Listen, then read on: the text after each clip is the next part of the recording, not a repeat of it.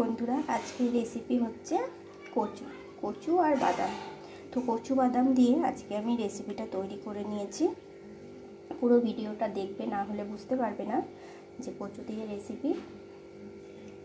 একদম মুচমুচে, খেতেও কিন্তু খুব ভালো লাগবে। আর এটা তোমরা কয়েকদিন রেখেও খেতে পারো।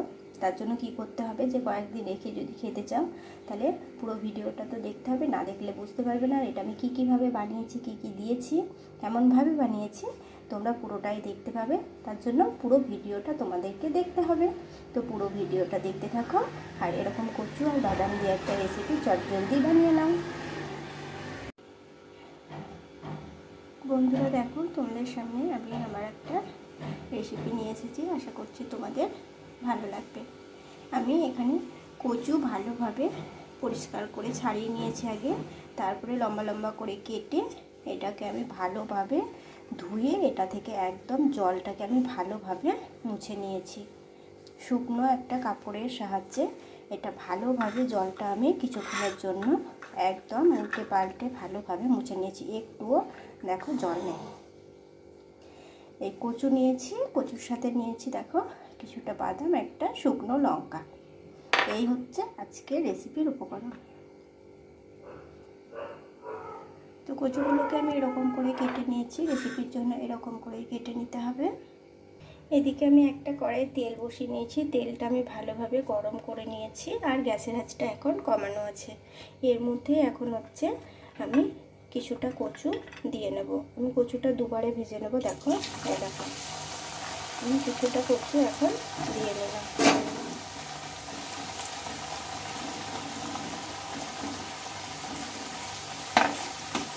আর দিয়ে নিয়ে এরকম করে নাড়তে থাকবে কিছুক্ষণ।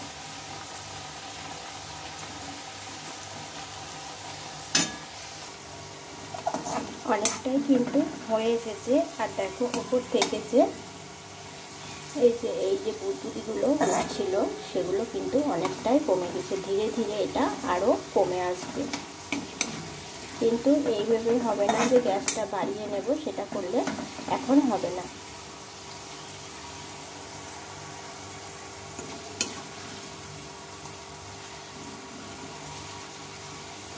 এইটা কিন্তু লবণ বা অন্য কোনো কিছুই আমি দিইনি, সেগুলো দিয়ে নেব কিন্তু পরে। তো এইভাবে আমি এগুলোকে ঠিক ভেজে নেব। এখন আমি গ্যাসের আঁচটা একটু বাড়িয়ে নিয়েছি আর এটা দেখো অনেকটা কালারও চলে এসেছে।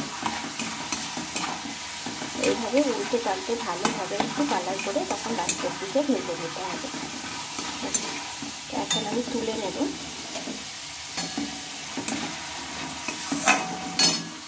প্রথমগুলো তো ভেজে নিয়েছি, আবারও যেগুলো আছে সেগুলো আমি একইভাবে ভেজে নেব। এখানে দিয়ে নিয়েছি আবারও, ঠিক একইভাবে ভেজে নেব।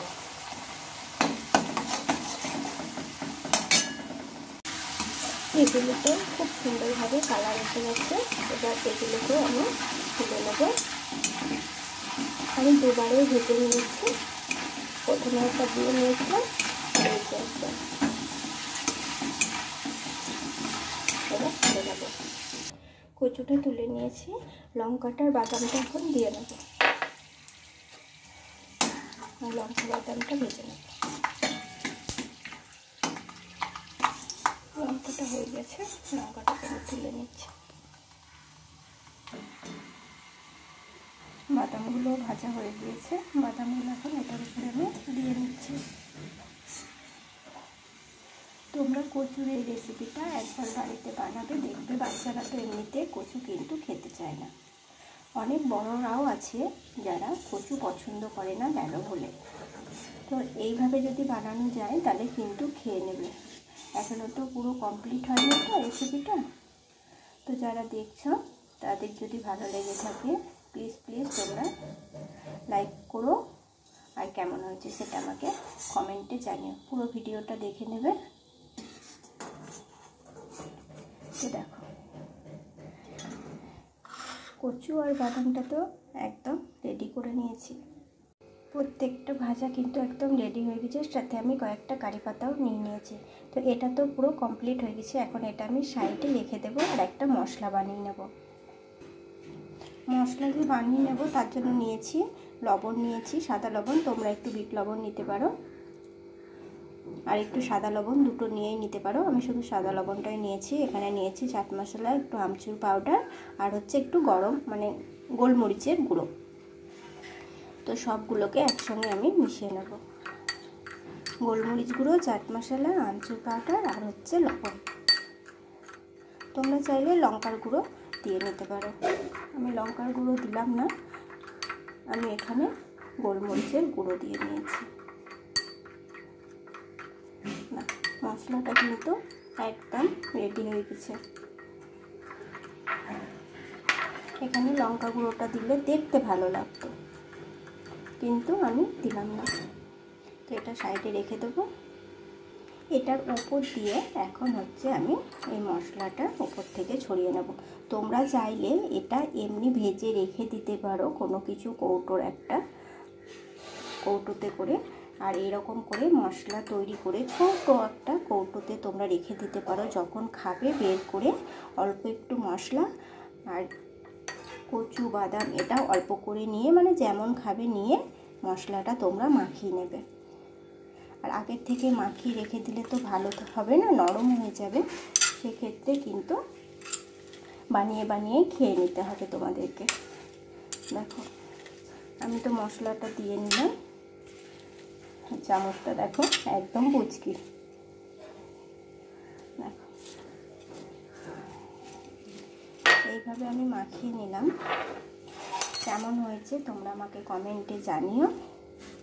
এটা খেতে খুব ভালো লাগে, কোনো কিছু যদি একটা খেতে ইচ্ছে করে। এটা তোমরা চাইলে ভাতের সাথেও খেতে পারো, ডাল ভাতের সাথে, নিরামিষ দিনেও কিন্তু তোমরা এইভাবে কচু খেয়ে নিতে পারো। কচু তো অনেকে পছন্দ করে না, কিন্তু এইভাবে যদি একবার বানিয়ে দাও দেখো তখন কিন্তু খেয়ে নেবে। আমার তো বেশ ভালোই লাগে বলে আমি তোমাদের সাথে শেয়ার করে নিলাম। তোমাদের কেমন লাগে প্লিজ আমাকে কমেন্টে জানাবে। তো আজকের মতো টাটা বন্ধুরা, ভালো থেকো, সুস্থ থেকো। আবার আসবো আমি অন্য কোনো একটা রেসিপি নিয়ে। তো টাটা আজকের মতো।